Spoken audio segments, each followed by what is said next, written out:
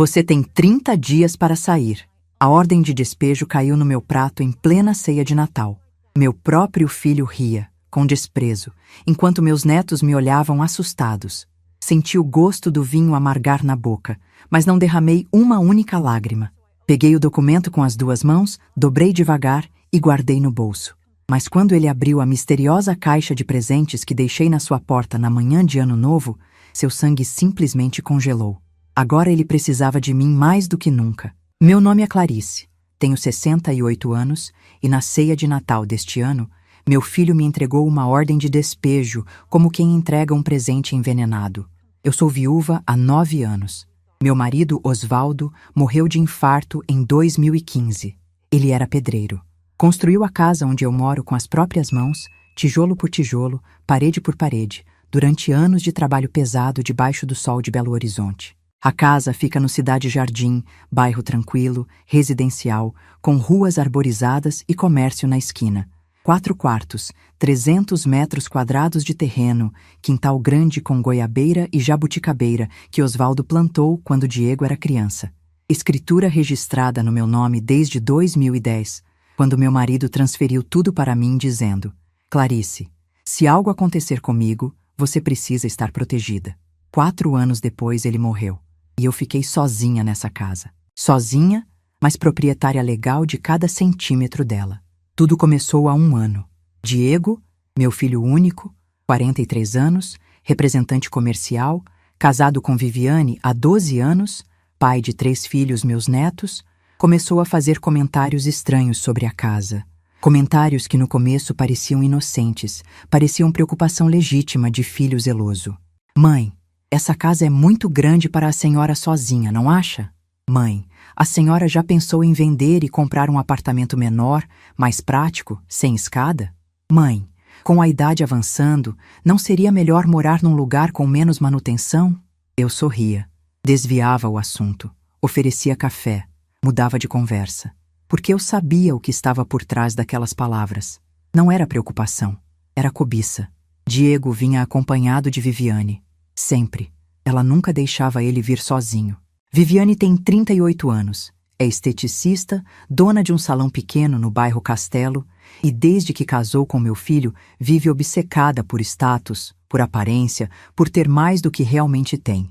Ela veio de família de classe média alta. O pai dela é gerente de banco aposentado. A mãe é professora universitária aposentada. Viviane cresceu com um padrão de vida confortável e nunca aceitou que casar com Diego significava viver com menos. Eles moram num apartamento alugado de 2 quartos. Pagam R$ 1.400 de aluguel por mês. Viviane odeia aquilo. Odeia não ter casa própria. Odeia não poder postar fotos de casa grande no Instagram. E odeia, principalmente, que a sogra velha e aposentada more sozinha numa casa de 4 quartos, enquanto os 3 netos dela vivem apertados. Os comentários foram se intensificando. Há 6 meses, Diego começou a aparecer sem avisar, sempre com Viviane, sempre com a mesma conversa. Dizia que eu estava envelhecendo, que logo ia precisar de ajuda para subir escada, para fazer compra, para limpar casa, que seria perigoso morar sozinha, que eu devia pensar no futuro. E então vinha a sugestão: Mãe, por que a senhora não passa a casa para o meu nome? Só para facilitar depois. A senhora continua morando aqui, mas fica tudo resolvido juridicamente, sem burocracia quando chegar a hora. Eu recusava, toda vez. Diego, essa casa é minha. Seu pai deixou para mim. Eu vou morar aqui até o dia que eu morrer. Ele insistia. Viviane ficava quieta, mas o olhar dela dizia tudo. Aquele olhar calculista, frio, avaliando cada cômodo como se já fosse dela. Há 4 meses aconteceu algo que me fez perceber que a situação tinha saído do controle. Diego trouxe um corretor de imóveis para dentro da minha casa, sem me avisar, sem me pedir permissão. Simplesmente tocou a campainha numa tarde de quinta-feira, entrou com Viviane e com um homem de terno que eu nunca tinha visto na vida, e disse: Mãe, esse é o Marcelo, corretor. Ele só vai dar uma olhada rápida, tirar umas medidas para a gente ter uma ideia de quanto vale. Fiquei paralisada. O homem entrou, começou a andar pela casa, mediu a sala, fotografou o quintal, anotou tudo numa prancheta, abriu armários, conferiu o estado das janelas. E eu ali, parada no meio da minha própria sala, assistindo um estranho avaliar a casa que meu marido construiu como se eu já não existisse mais. Quando o corretor saiu, confrontei Diego. Que palhaçada é essa? Você trouxe um corretor para avaliar minha casa sem me perguntar? Diego suspirou. Aquele suspiro cansado de quem fala com criança teimosa. Mãe, é só para a gente saber quanto vale. Para quando chegar a hora, a gente já ter uma ideia, não precisar correr atrás de última hora. Viviane completou, com aquele sorriso falso que eu já conhecia bem. E olha, sogra, o valor está ótimo, 520 mil reais. Dá para a senhora comprar um apartamento pequenininho quitado e ainda sobra uma graninha para a senhora viajar, aproveitar a vida. Senti a raiva subir do estômago para a garganta. Olhei para os dois, para meu filho, para a mulher que tinha destruído meu filho por dentro, e disse devagar, controlando cada palavra: eu não vou vender minha casa. Saiam daqui. Agora. Eles saíram. Mas eu sabia que não tinha acabado, porque vi nos olhos de Viviane aquela determinação fria de quem não desiste até conseguir o que quer. E 3 semanas depois, recebi a visita que mudou tudo. Era uma terça-feira de manhã, 8h30. Eu estava tomando café quando bateram na porta. Abri. Era um oficial de justiça. Uniforme, crachá, uma pasta cheia de papéis debaixo do braço. Ele perguntou: a senhora é Clarice Monteiro da Silva? Respondi que sim. Ele estendeu um documento. Citação judicial. A senhora tem 15 dias para apresentar defesa. Peguei o papel com as mãos tremendo. Li o cabeçalho. Estava escrito: ação de reintegração de posse. Requerente: Diego Monteiro da Silva e Viviane Carvalho da Silva. Requerida: Clarice Monteiro da Silva. Meu filho tinha me processado. Meu filho tinha entrado com ação judicial para me tirar da minha própria casa. Li o documento inteiro ali mesmo, na porta, com o oficial esperando. A petição dizia que eu morava na casa por mera tolerância de Diego, que ele era o legítimo proprietário, que eu me recusava a desocupar voluntariamente e que por isso ele estava pedindo reintegração de posse com urgência. Tudo mentira, tudo inventado, tudo assinado por um advogado sem escrúpulo disposto a fabricar qualquer história por dinheiro. Fechei a porta. Sentei na cadeira da cozinha. Fiquei olhando para aquele papel por 20 minutos sem conseguir respirar direito. Meu filho único, o menino que eu carreguei no colo, o menino que eu amamentei, o menino que eu criei, vesti, alimentei, eduquei, protegi. Esse mesmo menino agora queria me jogar na rua. Queria tirar de mim a única coisa de valor que eu tinha, a casa que o pai dele construiu, a casa onde ele cresceu, a casa onde passamos natais, aniversários, domingos em família. Ele queria arrancar tudo isso de mim e colocar no papel, na justiça, como se eu fosse uma invasora qualquer. Liguei para o doutor Humberto Dias. Ele tem 72 anos, é advogado aposentado, foi amigo do Oswaldo desde os anos 70, quando jogavam futebol juntos num time amador do bairro. Sempre ajudou nossa família em questões jurídicas.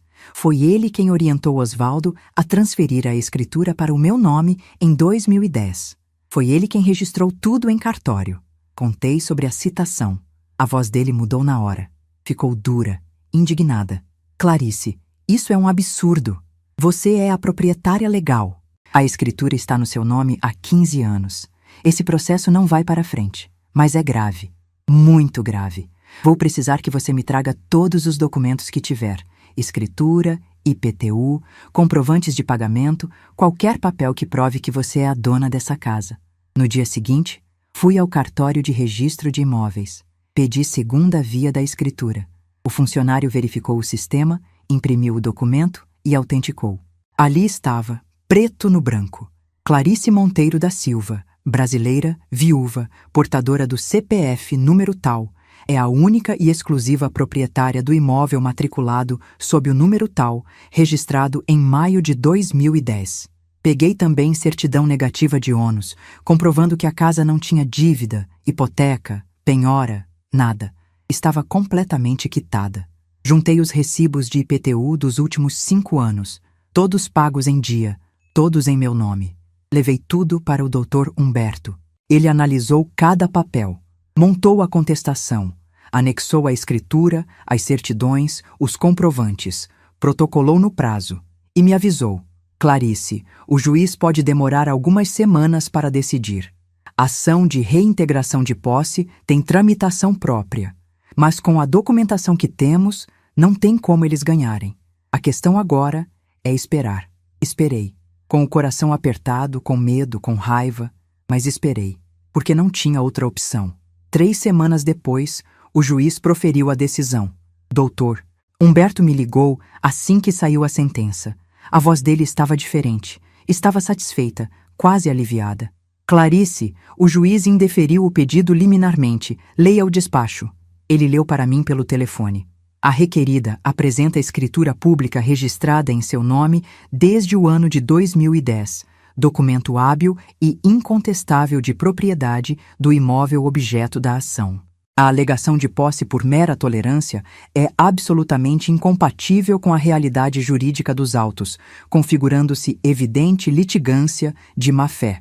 Indefiro o pedido liminar e determino a extinção do processo sem resolução de mérito. Comunico os fatos ao Ministério Público para apuração de eventual responsabilidade criminal dos requerentes e de seu patrono, nos termos do artigo tal do Código Penal. Respirei fundo. Tinha ganhado, mas a vitória tinha gosto amargo, porque ganhei contra meu próprio filho, e o juiz tinha mandado comunicar o Ministério Público. Diego ia ter que se explicar. Ia responder por ter entrado com ação judicial falsa, por ter mentido em petição, por ter tentado fraudar a justiça. Achei que isso ia fazer ele parar. Achei que ele ia perceber a gravidade do que tinha feito. Mas eu subestimei a influência de Viviane. Subestimei a ganância. E subestimei o quanto meu filho tinha se transformado em alguém que eu não reconhecia mais. Porque 3 semanas depois, Diego me ligou. A voz estava estranha, formal, fria, como se estivesse lendo um roteiro. Disse que queria fazer a ceia de Natal na minha casa, que queria reunir a família, que queria que as crianças passassem o Natal com a avó, que sentiam saudade, que estavam pedindo. Fiquei surpresa, fiquei feliz. Achei que era sinal de reconciliação. Achei que ele tinha refletido, que tinha percebido o erro, que estava voltando atrás. Disse que sim, que ele podia trazer os netos, que eu ia preparar tudo. Diego confirmou. Dia 24, 7 da noite. A gente leva as crianças.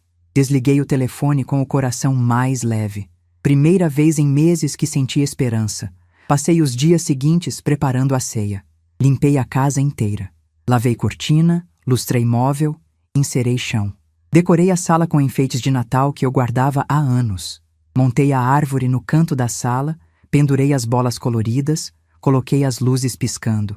Comprei presentes para os 3 netos, Lucas, Isabela e Miguel. Boneco de ação para o Lucas, boneca para a Isabela, carrinho para o Miguel. Embrulhei cada um com papel colorido e fita. Coloquei debaixo da árvore. Fiz a ceia completa. Peru assado com farofa, arroz à grega, salpicão, maionese, frutas cristalizadas, rabanada, pavê de chocolate. Gastei mais de R$1.000. Dinheiro que tirei da poupança, porque eu queria que fosse especial. Queria que meus netos lembrassem daquele Natal para sempre. Queria que Diego visse que a mãe dele ainda amava ele, ainda perdoava, ainda abria a porta, mesmo depois de tudo. No dia 24 de dezembro, passei o dia inteiro na cozinha. Terminei de assar o peru às 6 da tarde. Coloquei a mesa. Toalha branca bordada que eu guardava para ocasiões especiais.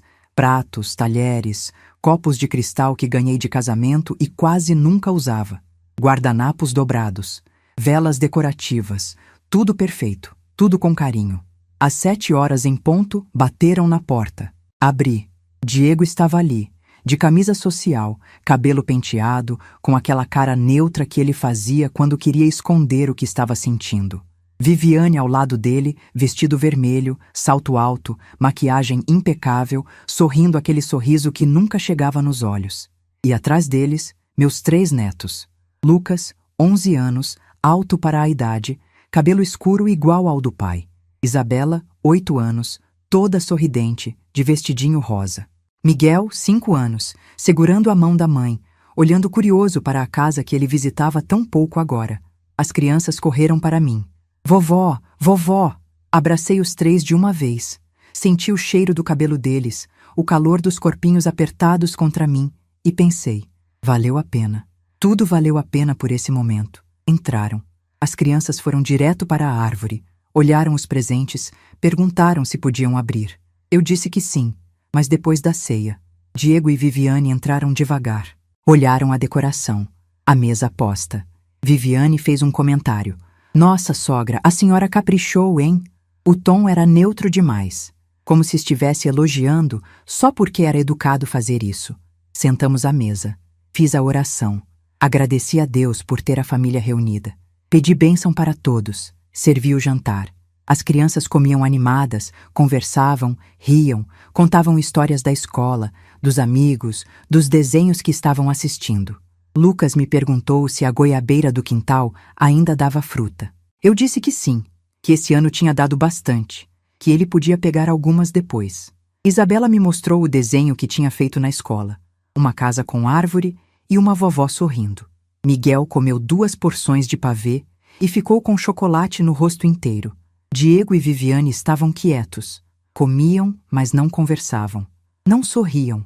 Trocavam olhares que eu não conseguia decifrar. Pensei que estivesse imaginando coisas, que era só cansaço do fim de ano, do trabalho, da correria. Terminamos o prato principal. Servi a sobremesa. Rabanada, pavê, frutas. As crianças comeram com vontade. Eu estava relaxando. Estava feliz. Estava pensando que talvez tudo fosse dar certo. Que talvez essa noite marcasse o recomeço, o perdão, a família voltando a ser família. E então Diego levantou. Ele pegou uma pasta de couro que estava encostada na cadeira ao lado dele. Uma pasta que eu não tinha reparado até aquele momento. Abriu. Tirou um documento. Várias folhas grampeadas. Veio até onde eu estava sentada. Parou do meu lado. E colocou o papel no meu prato. Em cima dos restos de farofa. Em cima dos pedaços de peru que eu ainda não tinha terminado de comer. Olhei para o documento. Li o cabeçalho. Estava escrito: Notificação particular de desocupação voluntária. Prazo de 30 dias para desocupação imediata do imóvel sito à rua tal, número tal, Cidade Jardim, Belo Horizonte, Minas Gerais. Senti o sangue congelar. Senti o mundo parar. Olhei para Diego. Ele estava de pé ao meu lado, com os braços cruzados, o rosto duro, sem expressão. Viviane estava sentada na outra ponta da mesa, sorrindo. Um sorriso pequeno, satisfeito, cruel. As crianças pararam de comer. Lucas olhou para o pai. Isabela olhou para mim. Miguel continuou comendo pavê, alheio.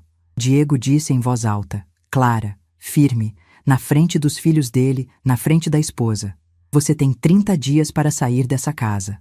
Olhei para ele sem conseguir processar o que estava ouvindo. Diego, que despejo! Essa casa é minha. Ele deu um sorriso torto. Aquele sorriso de quem sabe algo que você não sabe. Não é mais, mãe. Essa casa agora é minha. Você mora aqui de favor. Eu te dei prazo suficiente para sair voluntariamente. Você não quis. Agora vai sair na justiça. Lucas, meu neto mais velho, aquele menino esperto que entendia mais do que deveria para a idade dele, perguntou baixinho, com a voz tremendo: Vovó, o que está acontecendo? Isabela começou a chorar. Não entendia o que estava acontecendo, mas sentia que era algo ruim, algo assustador. Miguel largou a colher e agarrou no braço da mãe. Viviane se levantou, puxou as 3 crianças para perto dela. Vamos, meninos. Vovó está cansada. Vamos embora. Lucas resistiu. Mãe, mas a gente nem abriu os presentes ainda. Viviane puxou ele com força. Vamos. Agora. Eu me levantei devagar. Peguei o documento com as 2 mãos. Li rapidamente. Era uma notificação extrajudicial, sem valor jurídico formal, mas redigida em linguagem de ameaça clara. Dizia que eu tinha 30 dias para desocupar voluntariamente ou eles retomariam as ações judiciais, dessa vez com pedido de despejo por ocupação irregular, com multa diária, com todas as penalidades previstas em lei. Estava assinado por Diego, por Viviane e por um advogado diferente daquele da primeira ação. Senti o gosto do vinho amargar na boca. Senti a sala girar. Mas não derramei uma lágrima. Não na frente deles. Não na frente das crianças. Olhei para o meu filho, para o homem que eu carreguei na barriga por 9 meses, para o homem que eu parei de comer para dar comida quando o dinheiro era curto, para o homem que eu acordava de madrugada para cuidar quando estava doente, para o homem que eu protegi, defendi, amei incondicionalmente por 43 anos. E não reconheci nada naquele rosto. Dobrei o documento devagar, guardei no bolso do avental. Olhei para Diego e disse com a voz mais firme que consegui reunir: "Sai da minha casa, agora." Ele riu. Uma risada curta, seca, cruel. "Sua casa? Não é mais sua, mãe. Você vai ver que eu estou falando sério." Viviane já estava na porta, segurando os 3 netos. Lucas olhou para mim por cima do ombro. Os olhos dele estavam marejados. Isabela chorava abertamente. Miguel não entendia nada. Diego passou por mim sem olhar. Saíram. Bateram a porta. Não se despediram. Não agradeceram pela ceia.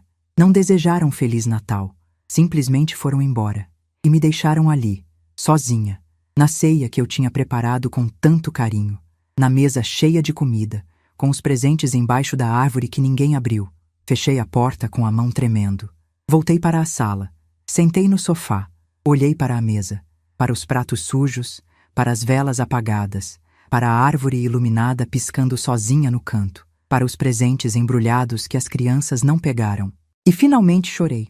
Chorei alto. Chorei sem segurar. Chorei sozinha, na noite de Natal, na casa que meu marido construiu tijolo por tijolo com as mãos calejadas de tanto trabalho. Mas no dia seguinte, parei de chorar, porque tinha trabalho a fazer. Antes de continuar, eu preciso perguntar uma coisa para vocês. O que vocês fariam no meu lugar? Se o filho de vocês processasse vocês para tomar a casa que o marido de vocês construiu com as próprias mãos, vocês reagiriam ou deixariam quieto? Porque o que eu fiz depois da decisão do juiz mudou tudo. E o que aconteceu na sequência foi ainda pior do que eu imaginava. No dia 25 de dezembro, dia de Natal, acordei às 6 da manhã. Não consegui dormir direito. Passei a noite inteira repassando a cena na cabeça.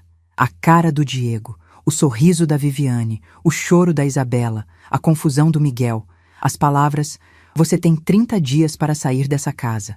Levantei, tomei banho, fiz café, sentei na mesa da cozinha com a notificação na mão. Li de novo, cada palavra, cada vírgula. E então peguei o telefone e liguei para o Dr. Humberto. Ele atendeu no 3º toque. A voz estava rouca de sono. "Alô?" eu disse. "Humberto, desculpa ligar cedo no dia de Natal, mas preciso da sua ajuda.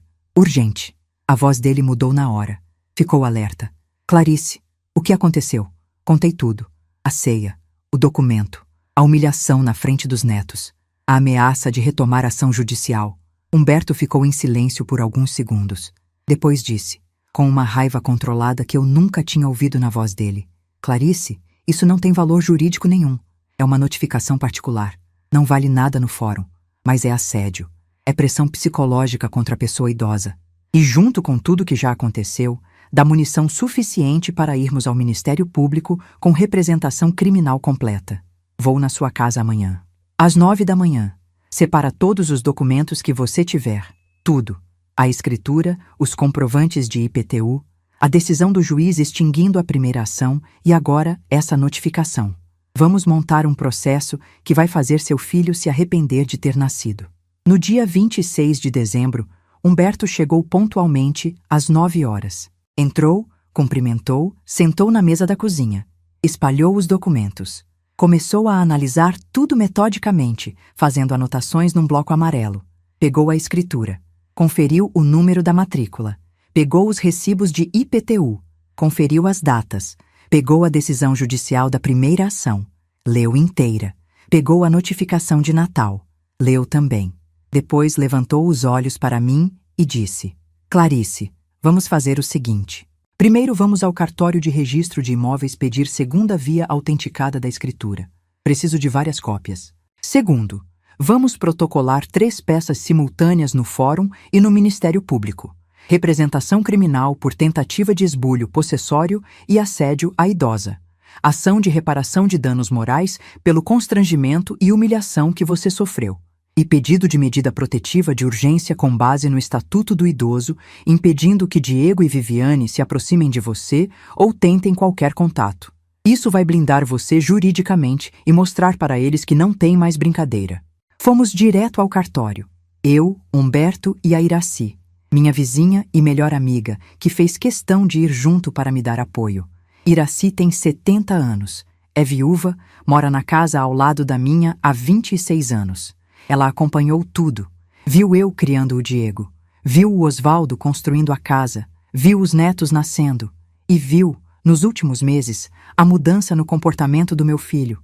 Viu as visitas tensas, viu o corretor entrando na casa, viu a citação do oficial de justiça. E quando eu contei para ela sobre a ceia de Natal, sobre a notificação no prato de comida, Iraci ficou furiosa. Clarice, isso não vai ficar assim. Eu vou com você aonde precisar. Vou testemunhar tudo o que for necessário. Esse menino perdeu a vergonha na cara.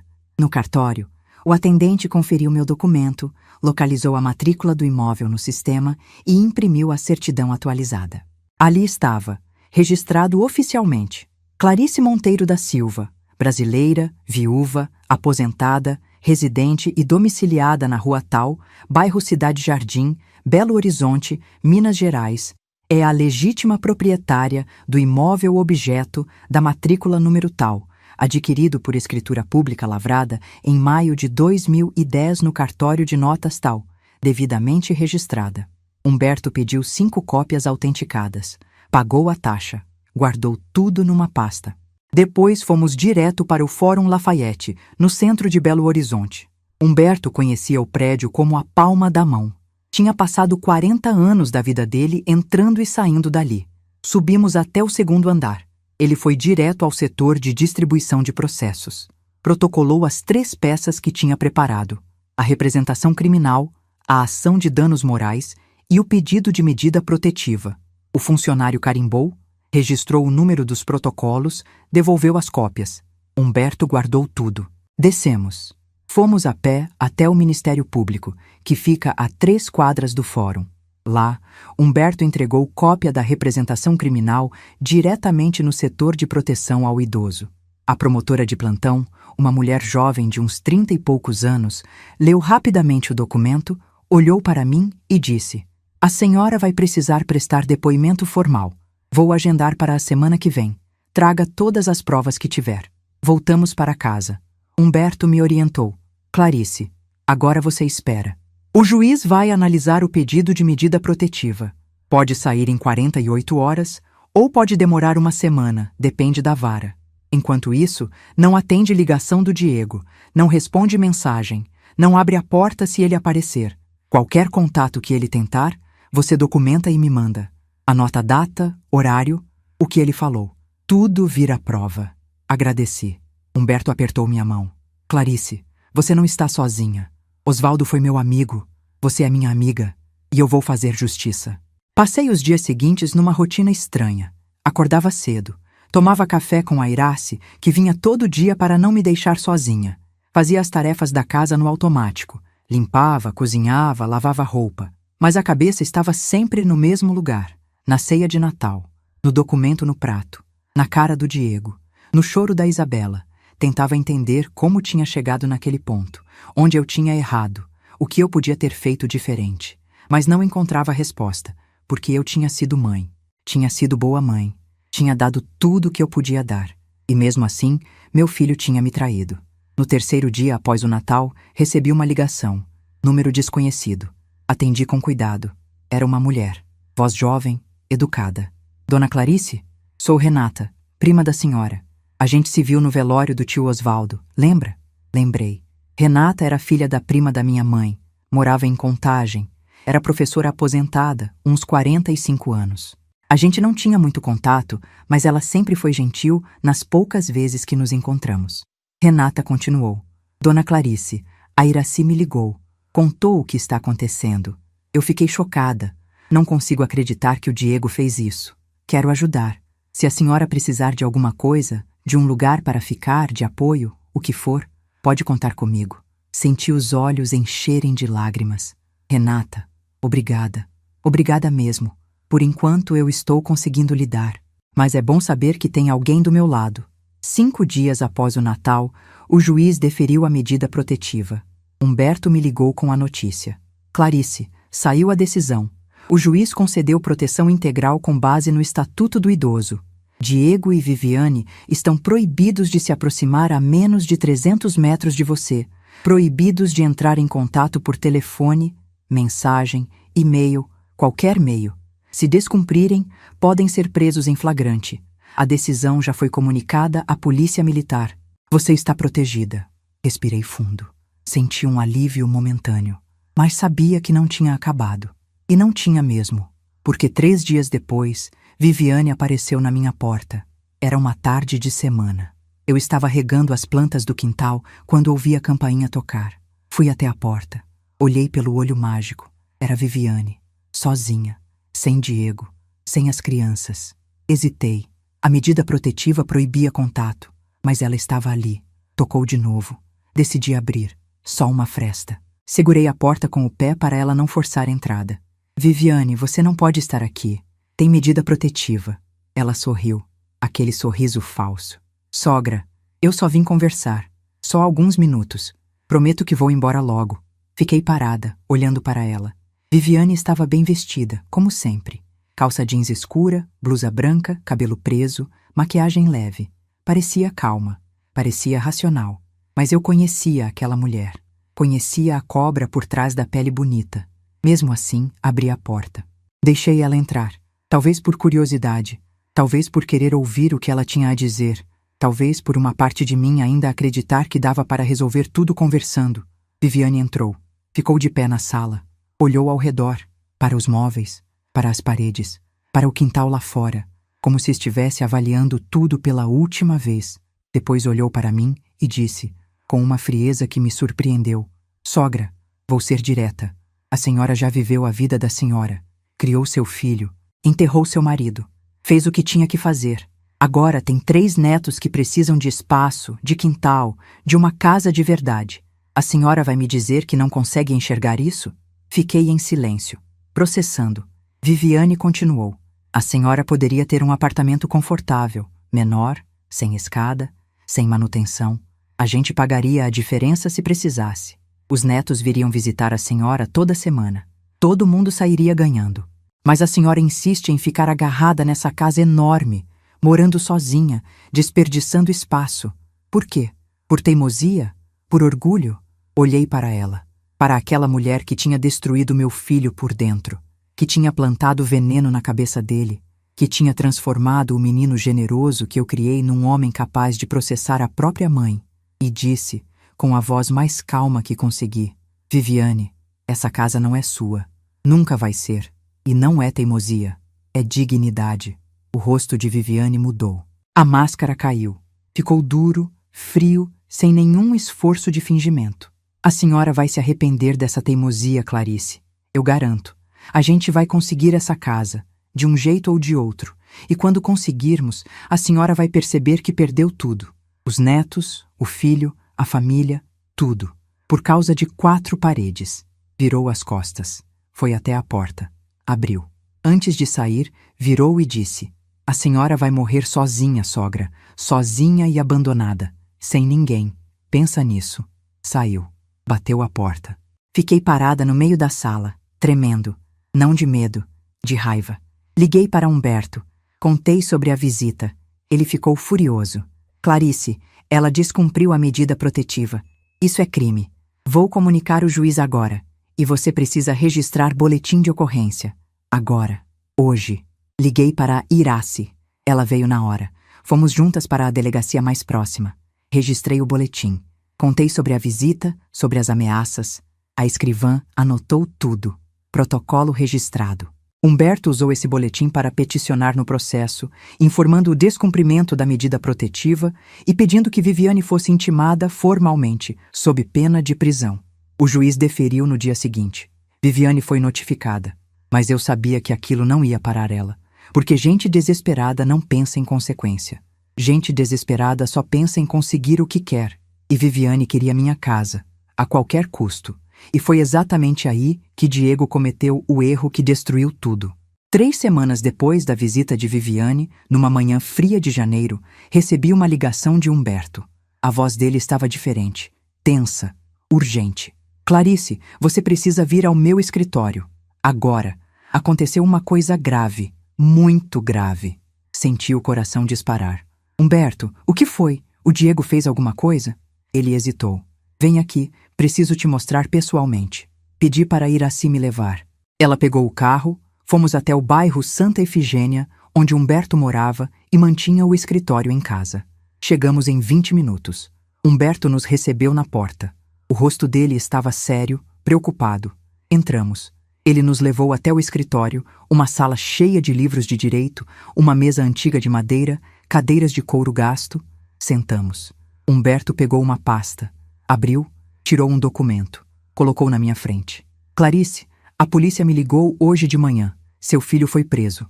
Senti o mundo parar. Preso? Como? Por quê? Humberto respirou fundo. Ele tentou registrar uma escritura falsa da sua casa. Uma escritura falsificada, colocando o imóvel no nome dele e da Viviane. Levou para um cartório em outro bairro. O cartorário checou o sistema, viu que já existia registro anterior no seu nome, negou o registro e chamou a polícia. Diego foi preso em flagrante. Está detido agora. A audiência de custódia é amanhã. Fiquei sem ar. Olhei para o documento. Era uma cópia da escritura falsa que Diego tinha tentado registrar. Parecia oficial. Tinha carimbo, assinatura, tudo. Mas era falsificação. Humberto explicou. Ele pagou alguém para fazer isso. Um falsificador. A polícia já identificou o cara. Encontraram a transferência bancária de R$ 3.000 que Diego fez para ele. Encontraram mensagens no celular do Diego combinando tudo. E encontraram mensagens da Viviane orientando cada passo. Leva para um cartório longe. Não usa o advogado de antes. Se der errado, nega tudo. Está tudo documentado, Clarice. Seu filho cometeu crime grave. Falsificação de documento público, tentativa de estelionato, violação de medida protetiva. Comecei a chorar. Não consegui segurar. Humberto esperou. Iraci segurou minha mão. Depois de alguns minutos, consegui falar. Humberto, eu não queria isso. Não queria que chegasse nesse ponto. Humberto foi direto, como sempre. Clarice, você não colocou ele lá. Ele se colocou. Ele teve todas as chances de parar. Depois da primeira ação que o juiz extinguiu, ele podia ter desistido. Depois da medida protetiva, podia ter recuado. Mas ele escolheu continuar. Escolheu falsificar documento. Escolheu cometer crime. A responsabilidade é dele. No dia seguinte, houve a audiência de custódia. Humberto foi. Eu não. Não tive coragem de ver meu filho algemado. Humberto me ligou no final da tarde. Clarice, o juiz decretou prisão preventiva. O promotor argumentou que há risco de reiteração criminosa, que Diego já tentou fraudar o sistema uma vez e pode tentar de novo, e que as mensagens mostram que Viviane estava envolvida, o que indica organização. O juiz concordou. Diego vai ficar preso até o julgamento. Perguntei com a voz fraca. Quanto tempo? Humberto suspirou. Pode levar meses, 4, 6, talvez mais. Depende da carga de processos da vara criminal. Os dias que se seguiram foram os mais difíceis da minha vida. Acordava no meio da noite pensando no Diego, no menino que ele foi, no homem que ele se tornou. Pensava nos netos, no que eles estavam sentindo, no que Viviane estava dizendo para eles. Padre Antônio, o pároco da igreja que eu frequento há 30 anos, veio me visitar. Sentou comigo na sala. Conversamos. Ele disse, Clarice, o que seu filho fez não é culpa sua. Você deu educação, deu amor, deu estrutura. O que ele escolheu fazer com isso não é responsabilidade sua. Você tem o direito de se proteger. 3 dias depois da prisão, Viviane apareceu de novo. Dessa vez com os 3 netos. Bateu na porta. Abri pelo olho mágico. Vi as crianças. Lucas, Isabela, Miguel. Meu coração apertou. Abri a porta. As crianças correram para mim. Vovó! Vovó! Abracei os 3. Senti o cheiro do cabelo deles. Senti as lágrimas vindo. Viviane entrou atrás. Estava diferente. Cabelo despenteado, sem maquiagem, roupa amassada, olhos vermelhos de chorar. Começou a falar atropelado, sem parar para respirar. Sogra, pelo amor de Deus, tira o Diego da cadeia. As crianças estão sofrendo. Eles perguntam onde está o pai todo dia. Eu não sei o que responder. Por favor, eu imploro, faz alguma coisa. Olhei para ela, para a mulher que tinha me humilhado durante meses, para a mulher cujas mensagens tinham sido encontradas pela polícia, orientando meu filho a cometer crime. Viviane, eu não coloquei seu marido na cadeia. Ele se colocou, e você ajudou. A polícia tem seu celular, Tem suas mensagens. Não depende mais de mim, depende da justiça. Viviane caiu de joelhos. Literalmente. Ali na minha sala, na frente dos filhos dela. Sogra, eu fui errada. Eu sei. Eu pressionei ele. Eu queria a casa. Eu fui gananciosa, ambiciosa, egoísta. Mas, por favor, perdoa a gente. Dá mais uma chance. Pelas crianças. Olha para eles. Eles precisam do pai. Lucas estava chorando, com os olhos vermelhos, a voz embargada. Vovó, traz o papai de volta. Por favor. Eu prometo que a gente nunca mais vai incomodar a senhora. Nunca mais. Só traz ele de volta.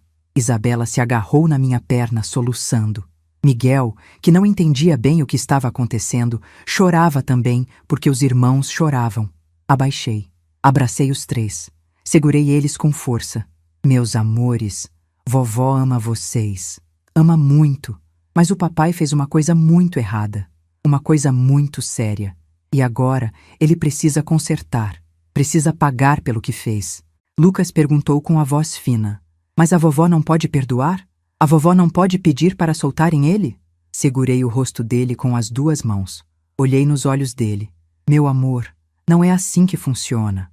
O papai não está preso porque a vovó quis. Está preso porque cometeu crime.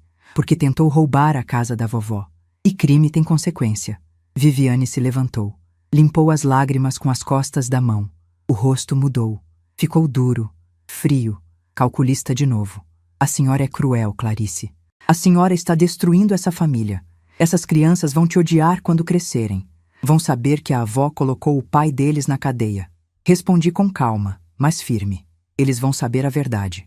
Que o pai tentou roubar a avó, que falsificou o documento, que cometeu crime e que ações têm consequências. Viviane pegou os netos pela mão. Puxou eles com força. Lucas resistiu, olhando para mim.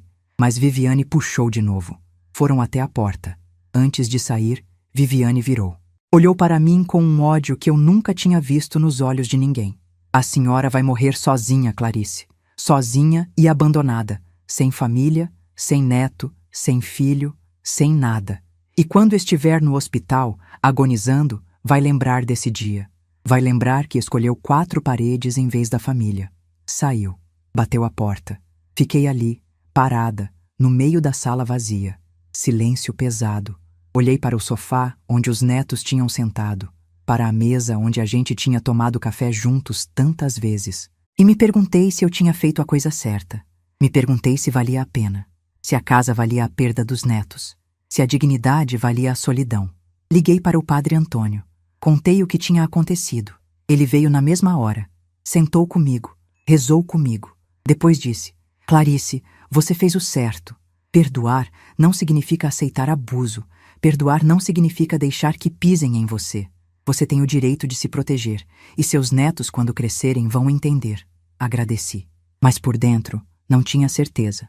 6 meses se passaram. Diego continuava preso, aguardando julgamento. Viviane entrou com pedido de divórcio. Alegou que o marido tinha cometido crime grave, que não oferecia ambiente estável para os filhos, que ela precisava reconstruir a vida. O juiz deferiu. Divórcio litigioso em andamento. E então chegou o dia do julgamento. Humberto me ligou na véspera. Clarice, amanhã é a audiência. Você não precisa ir, mas se quiser, tem o direito. É seu filho. Você decide. Pensei a noite inteira. Não dormi. Às 6 da manhã, tomei a decisão. Ia. Precisava ver. Precisava ouvir. Precisava entender até o fim. Cheguei ao fórum às 8 da manhã. Humberto me esperava na porta. Subimos juntos. A sala de audiências era pequena, fria, com paredes brancas, cadeiras duras. Sentei no fundo. Diego entrou 5 minutos depois, algemado, escoltado por 2 policiais. Magro, barba por fazer, roupa amassada. Olhou para a sala. Me viu. Parou. Ficou olhando para mim por alguns segundos. Não consegui decifrar a expressão. Raiva? Tristeza? Arrependimento? Não sei. O juiz entrou. Abriu a sessão. O promotor apresentou as acusações: falsificação de documento público, tentativa de registro fraudulento, violação de medida protetiva de idoso.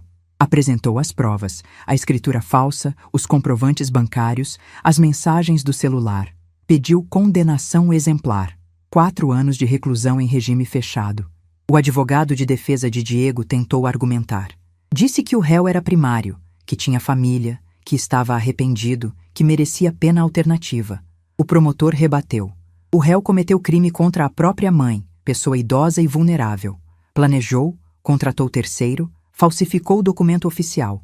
Não há como considerar isso menos grave. O juiz ouviu tudo.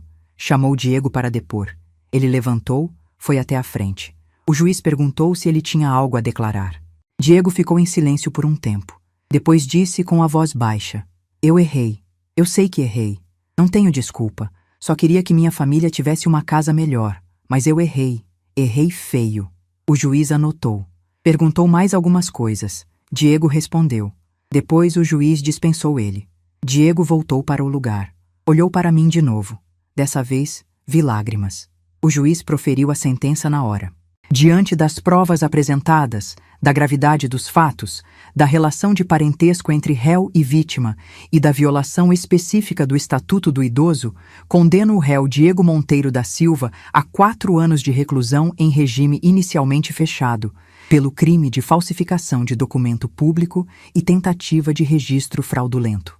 Condeno também ao pagamento de R$ 10.000 de indenização por danos morais à vítima. A pena será cumprida integralmente, com possibilidade de progressão de regime após o cumprimento de 1/6 da pena, mediante bom comportamento. Diego abaixou a cabeça. Os policiais o levaram. Ele saiu da sala sem olhar para mim. Fiquei sentada. Não consegui me mexer. Humberto veio até mim. Clarice, acabou. Agora é esperar o cumprimento da pena. Levantei devagar. Saí do fórum. Peguei um táxi. Voltei para casa. Naquela noite, sentei no sofá da sala e chorei. Chorei pelo filho que eu perdi, pelo menino que ele foi, pela mãe que eu fui, pelo que a gente tinha sido e não era mais. Chorei até cansar, até não ter mais lágrimas. Mas quando o dia amanheceu, eu ainda estava de pé, ainda estava viva, ainda tinha minha casa e ainda tinha minha dignidade. Diego cumpriu 8 meses em regime fechado antes de conseguir progressão para o semiaberto. Com bom comportamento, monitoramento eletrônico e prestação de serviços comunitários, ele saiu do presídio em setembro. Humberto me avisou no dia. Clarice, seu filho foi transferido para o regime semiaberto. Vai usar tornozeleira eletrônica, vai trabalhar durante o dia e voltar para a casa de acolhimento à noite. A medida protetiva continua valendo. Ele não pode se aproximar de você. Pensei que seria um alívio. Pensei que finalmente tudo ia acabar. Mas estava errada, porque a liberdade de Diego trouxe problemas novos. 2 semanas depois da saída dele, Viviane me ligou. Não sei como ela conseguiu meu número de novo. Eu tinha bloqueado todos os contatos dela, mas ela ligou de número diferente. Atendi sem saber quem era. A voz dela estava calma demais, controlada demais. Clarice, preciso falar com a senhora. É sobre os meninos. Hesitei. Viviane, você não pode me ligar. Tem medida protetiva. Ela ignorou. Os meninos querem ver a avó, estão pedindo. Lucas, principalmente. Ele tem perguntado toda semana. Eu achei que a senhora gostaria de saber. Senti o coração apertar. Como eles estão? Viviane suspirou. Confusos, tristes. O Diego vê eles uma vez por semana, sempre acompanhado, porque o juiz mandou. Mas é difícil. Eles perguntam quando o pai vai voltar para casa de verdade. Eu não sei o que responder. Fiquei em silêncio. Viviane continuou. Clarice, eu sei que a gente errou. Eu sei que eu errei. Mas as crianças não têm culpa. Elas sentem falta da avó. Se a senhora quiser ver eles, eu levo. Num lugar neutro. Uma praça, um parque, o que a senhora preferir. Parte de mim queria dizer sim. Queria abraçar meus netos. Queria ouvir as vozes deles, ver os sorrisos deles. Mas outra parte sabia que era arriscado. Que Viviane podia estar armando alguma coisa. Viviane, eu preciso pensar. Ela respondeu rápido demais. Tudo bem, mas pensa logo. As crianças precisam da avó? Desliguei. Liguei para Humberto, contei sobre a ligação. Ele ficou desconfiado. Clarice, cuidado. Viviane não faz nada sem interesse. Se ela está oferecendo contato com os netos, é porque quer alguma coisa em troca. Não caia nessa. Sabia que ele tinha razão. Mas o desejo de ver meus netos era mais forte do que a cautela. No dia seguinte, Viviane ligou de novo. Clarice, pensei numa coisa. A senhora quer ver os meninos, eu sei. E eu quero que eles vejam a avó. Mas tem uma condição. Senti o sangue gelar. Que condição? Viviane respirou fundo. Retira as ações contra o Diego. Retira o pedido de indenização. Retira tudo. Em troca, eu deixo a senhora ver os netos sempre que quiser. Sem restrição. Ali estava. O verdadeiro motivo. Viviane estava usando meus netos como moeda de troca. Como chantagem emocional. Senti a raiva subir. Viviane, você está me chantageando com meus próprios netos? Ela ficou quieta por um segundo. Depois disse com uma frieza que me assustou. Chame do que quiser, Clarice. Mas é a única chance que a senhora tem de ver essas crianças de novo. Elas vão crescer, vão esquecer da senhora. E quando fizerem 18 anos, vão odiar a avó que destruiu o pai deles. A escolha é sua. Desliguei. Fiquei tremendo. Liguei para Humberto. Contei tudo. Ele explodiu. Clarice, isso é extorsão. Ela está cometendo crime. Vou registrar isso. Vou peticionar. Vou pedir que o juiz intervenha. Mas eu sabia que não ia adiantar. Porque Viviane era esperta. Não tinha deixado rastro. Não tinha escrito nada. Era só palavra dela contra a minha. Passei dias sem dormir direito, pensando nos netos. No Lucas, que estava crescendo sem mim. Na Isabela, que devia estar quase do tamanho que eu lembrava. No Miguel, que talvez nem se lembrasse mais da avó. E pensando em Viviane, usando eles como arma. 3 semanas depois, recebi uma carta. Remetente. Diego Monteiro da Silva. Endereço. Casa de acolhimento tal. Abri com as mãos tremendo. A carta era escrita à mão, em papel barato de caderno, com letra trêmula que eu reconheci como a do meu filho. Mãe, sei que não tenho o direito de te escrever. Sei que você deve me odiar. E tem razão de odiar. Eu fiz a pior coisa que um filho pode fazer. Tentei roubar de você. Tentei tirar a casa que o meu pai construiu com tanto suor. Tentei te jogar na rua. E ainda por cima, falsifiquei documento, cometi crime, fui preso, envergonhei a família toda. Não tenho desculpa. Não tenho justificativa. Eu só queria te dizer que eu me arrependo. Me arrependo de verdade. Cada dia que passei na cadeia, eu pensei no que fiz. Cada noite que dormi naquele lugar horrível, eu lembrei da sua cara na ceia de Natal. Do jeito que você olhou para mim quando eu coloquei aquele papel no seu prato. E eu entendi. Entendi que eu tinha virado um monstro. A Viviane pediu divórcio. Levou os meninos. Eu vejo eles uma vez por semana, mas é difícil. Eles me olham diferente agora, como se eu fosse um estranho, um bandido. E eu sou. Eu sou um bandido que tentou roubar a própria mãe. Eu não estou te pedindo perdão. Não mereço. Só queria que você soubesse que eu me arrependo. E que se eu pudesse voltar no tempo, eu nunca teria feito o que fiz. Nunca. Seu filho, Diego. Li a carta 5 vezes. Chorei. Guardei na gaveta da cômoda. Não respondi. Não porque fosse cruel, mas porque ainda não estava pronta. Porque as feridas ainda estavam abertas. Porque as palavras dele, por mais sinceras que parecessem, não apagavam a humilhação que eu tinha sentido. 1 mês depois, Lucas me encontrou nas redes sociais. Mandou mensagem pelo Instagram. Vó, eu sinto saudades. A mãe não deixa eu falar com a senhora. Mas eu lembro de tudo. Lembro dos almoços de domingo. Lembro do quintal. Lembro da goiabeira. Lembro do Natal antes daquele dia ruim. A senhora ainda gosta de mim?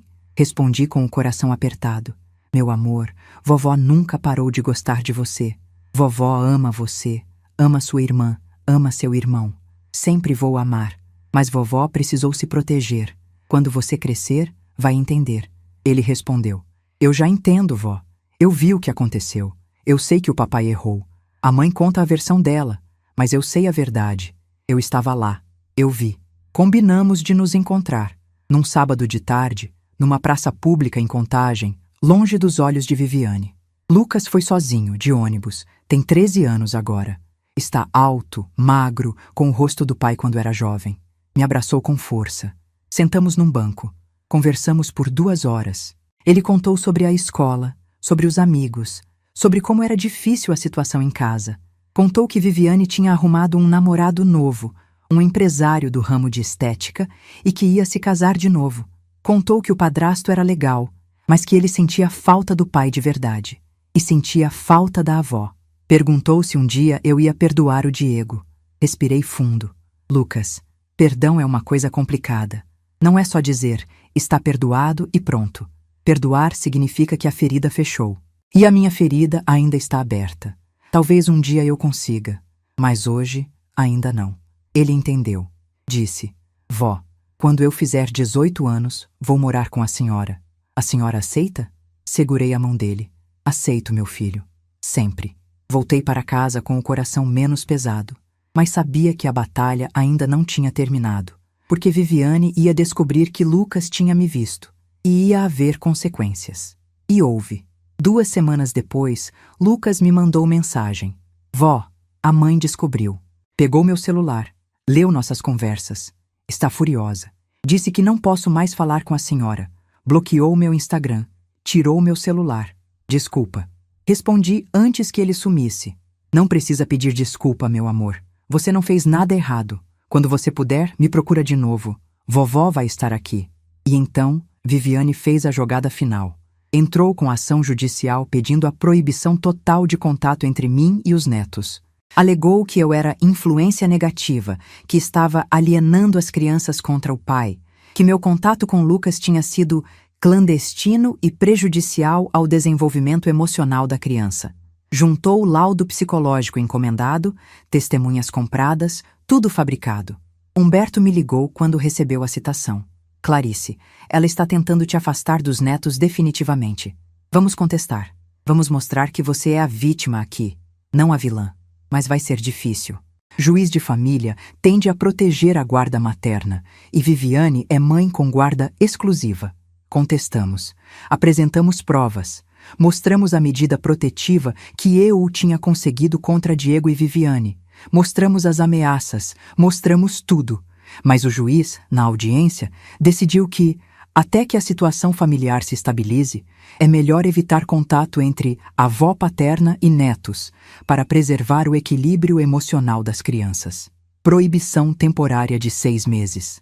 Saí da audiência destruída. Humberto tentou me consolar. Clarice, é temporário. 6 meses passam. E quando Lucas fizer 18, ele pode te procurar sem precisar de autorização de ninguém. Mas 6 meses pareciam uma eternidade.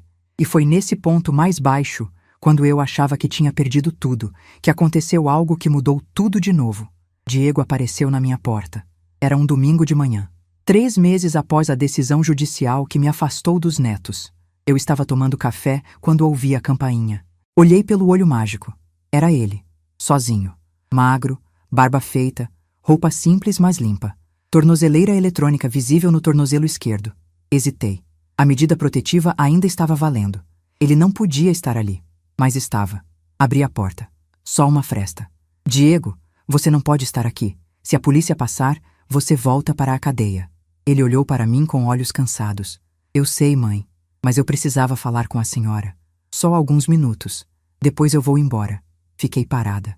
Parte de mim queria fechar a porta. Parte de mim queria ouvir. Abri. Deixei ele entrar. Diego entrou devagar, como quem entra em território estrangeiro. Olhou ao redor, para a sala, para os móveis, para as paredes que ele conhecia desde criança. Ficou de pé, sem sentar. Começou a falar com a voz baixa, controlada. Mãe, eu vim pedir desculpa. De verdade. Não para a senhora me perdoar. Sei que não mereço perdão. Vim pedir desculpa porque preciso que a senhora saiba que eu entendi. Entendi a monstruosidade do que eu fiz. Continuou. Eu passei 8 meses preso. 8 meses pensando todo dia no que fiz, no jeito que a senhora olhou para mim quando eu coloquei aquela notificação no prato da senhora, na ceia de Natal, na frente dos meus filhos. Eu pensei que estava certo, achei que a senhora estava sendo egoísta, achei que tinha direito, mas eu estava errado, completamente errado, e eu destruí tudo, destruí minha família, destruí meu casamento, destruí a relação com meus filhos, e destruí a senhora. Fiquei em silêncio. Diego continuou. A Viviane se casou de novo, com um cara rico. Ela está feliz. Os meninos estão morando numa casa grande, com piscina, com tudo. Eles não precisam mais de mim. Eles têm um padrasto agora. E eu tô trabalhando como servente de pedreiro, igual ao meu pai. A profissão que eu sempre desprezei. E agora é a única coisa que eu sei fazer. Ganho um salário mínimo. Moro numa pensão. Uso tornozeleira. E vejo meus filhos uma vez por semana, se a Viviane deixar. Essa é minha vida agora, e eu mereço. Mereço cada segundo dessa miséria. Olhei para ele, para o homem que tinha sido meu filho, e senti pena, não raiva, não ódio, pena. Pena do que ele tinha se tornado, do que ele tinha perdido. Diego continuou: Mãe, eu não estou pedindo nada. Não estou pedindo para a senhora me perdoar. Não estou pedindo dinheiro. Não estou pedindo casa. Só queria que a senhora soubesse que eu me arrependo. E que se eu pudesse voltar no tempo, eu nunca teria ouvido a Viviane. Nunca teria processado a senhora. Nunca teria tentado tirar a casa. Nunca. Respirei fundo. Falei pela primeira vez desde que ele tinha entrado. Diego, o que você fez não foi só tentar tirar minha casa. Você me humilhou, na frente dos seus filhos, na ceia de Natal. Você me tratou como lixo, como se eu não valesse nada, como se os anos que eu te criei, que te amei, que abri mão de tudo por você, não significassem nada. A voz dele tremeu. Eu sei, mãe, eu sei, continuei. E agora você vem aqui pedir desculpa. Mas desculpa não apaga o que aconteceu. Não apaga a dor. Não apaga a humilhação, não apaga o fato de que eu chorei sozinha na noite de Natal, na casa que seu pai construiu, porque o filho que eu criei me traiu. Diego abaixou a cabeça. Eu sei, mãe. Fiquei em silêncio por um tempo. Depois falei: Diego, eu não sei se um dia vou conseguir te perdoar, não sei se a ferida vai fechar, mas o que eu sei é que você destruiu a confiança. E confiança, uma vez quebrada, é quase impossível de reconstruir.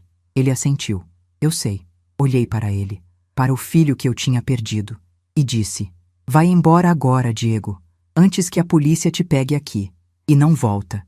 Se um dia eu estiver pronta para falar com você de novo, eu te procuro. Mas hoje não é esse dia. Ele olhou para mim. Os olhos dele estavam cheios de lágrimas. Tudo bem, mãe. Eu entendo. Virou. Foi até a porta. Abriu. Antes de sair, virou e disse: Eu te amo, mãe. Sempre vou te amar. Mesmo que a senhora nunca me perdoe. Saiu. Fechei a porta. Sentei no sofá e chorei. Chorei pelo filho que eu perdi, pelo menino que ele foi, pela família que a gente podia ter sido e nunca vai ser. Mas dessa vez, as lágrimas eram diferentes. Não eram de raiva, não eram de ódio, eram de luto. Luto pelo que foi, pelo que podia ter sido, pelo que nunca mais vai ser. E quando parei de chorar, percebi uma coisa. Percebi que eu tinha ganhado. Não tinha ganhado o filho de volta. Não tinha ganhado os netos de volta. Mas tinha ganhado a dignidade de volta. Tinha provado para mim mesma que eu não era capacho. Que eu não aceitava abuso. Que eu valia alguma coisa. E isso, no final das contas, valia mais do que qualquer coisa. A vida de Diego desmoronou completamente nos meses seguintes. Humberto me mantinha informada, através de contatos que ele ainda tinha no fórum e na vara de execuções penais. Diego continuou cumprindo pena em regime semiaberto com monitoramento eletrônico. Trabalhava como servente de pedreiro numa obra da prefeitura, carregando massa, limpando entulho, fazendo o trabalho pesado debaixo do sol.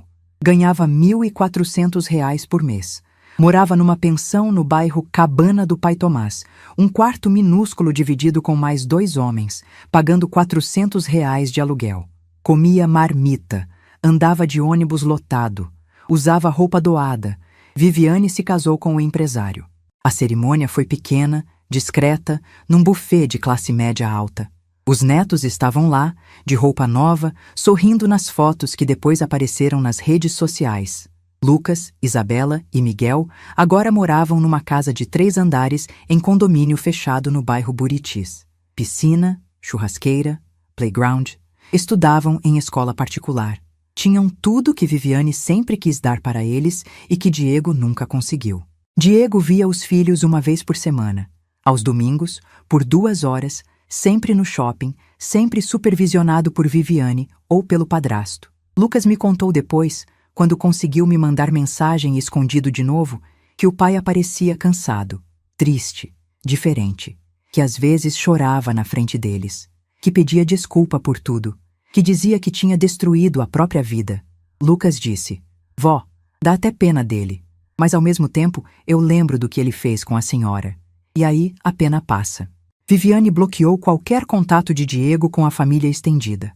Ele não podia aparecer nas festas de aniversário dos filhos, não podia participar das reuniões escolares, Não podia buscar as crianças em lugar nenhum. Era pai apenas no papel. Na prática, tinha perdido tudo. 3 meses após a visita de Diego na minha casa, Humberto me ligou com uma notícia.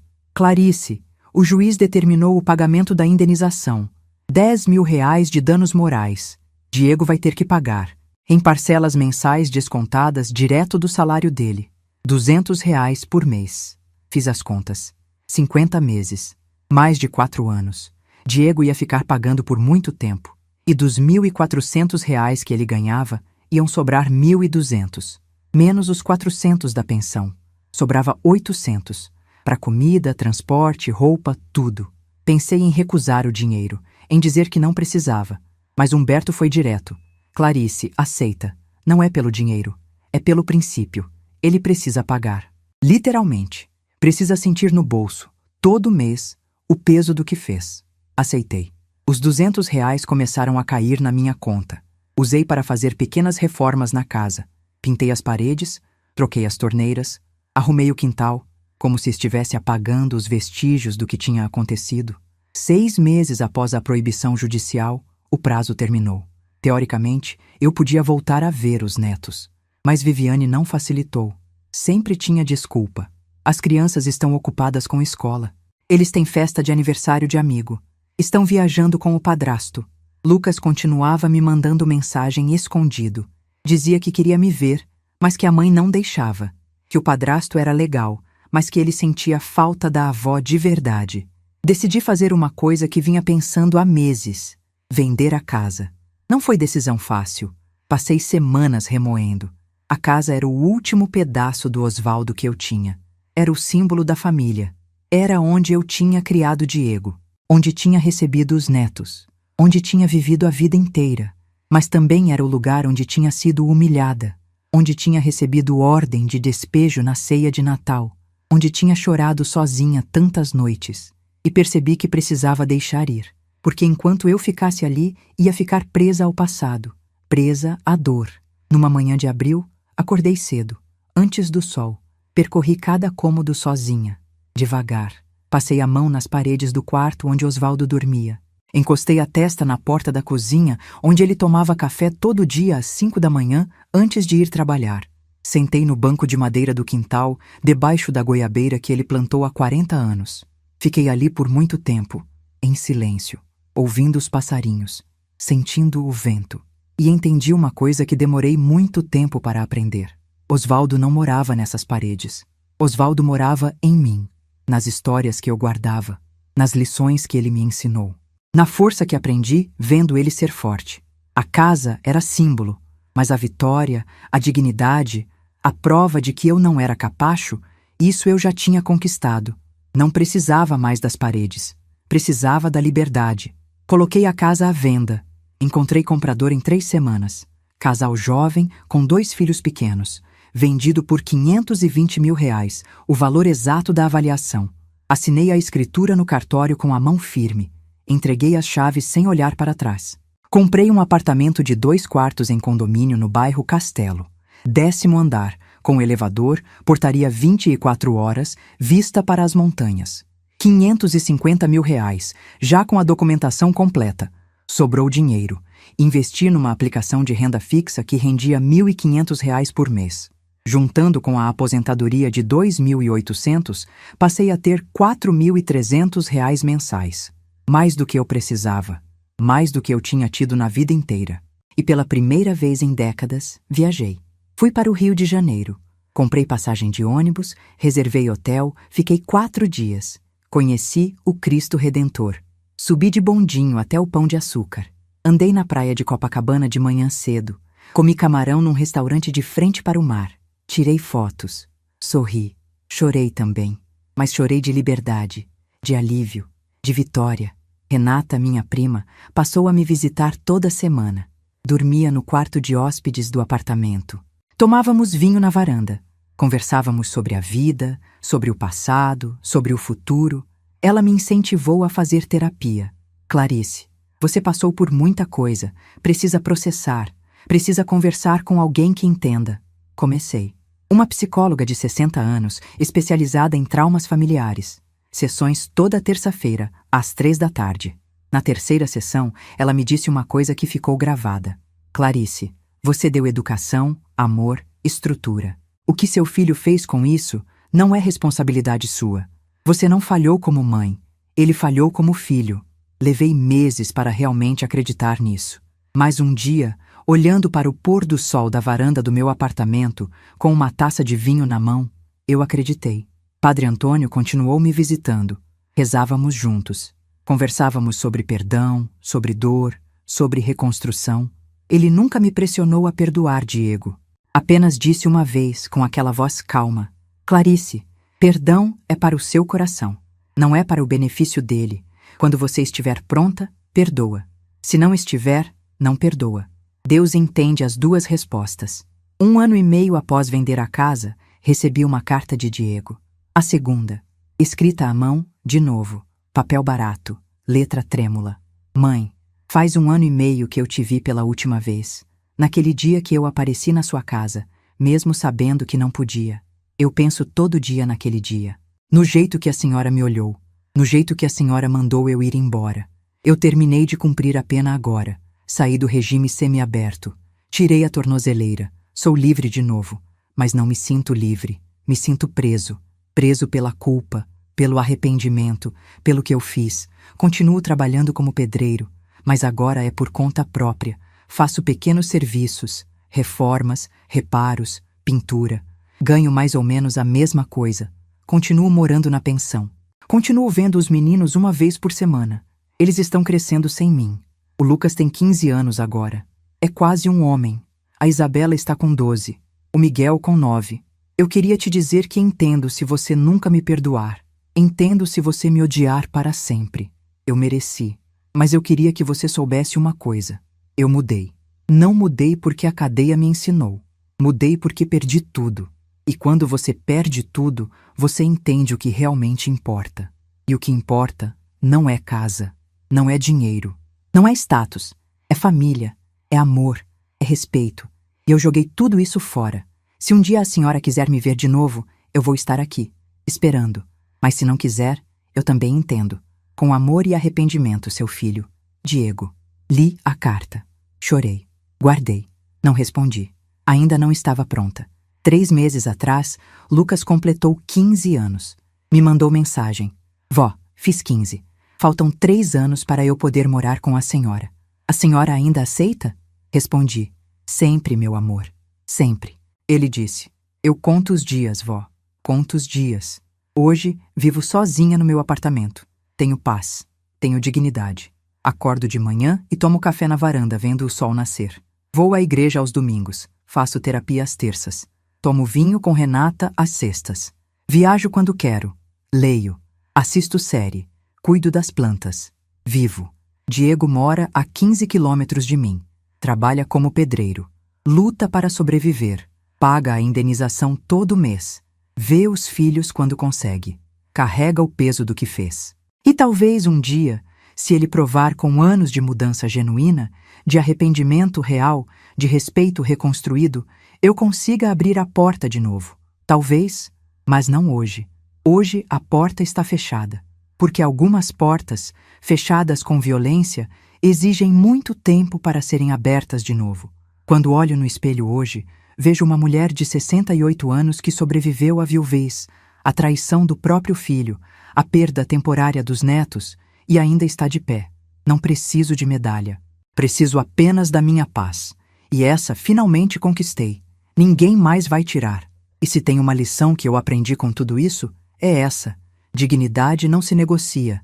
Respeito não se implora. E mãe não é capacho. Mãe é ser humano. Com limites. Com direitos. Com o direito de dizer não. De se proteger. De escolher a própria paz em vez do sofrimento eterno. E foi isso que eu fiz. Escolhi minha paz. Escolhi minha dignidade. E hoje, finalmente, durmo tranquila. Se você chegou até aqui, se inscreve no canal para ouvir mais histórias reais como essa. E clica no vídeo que está aparecendo na tela agora, porque a próxima história vai te deixar de queixo caído.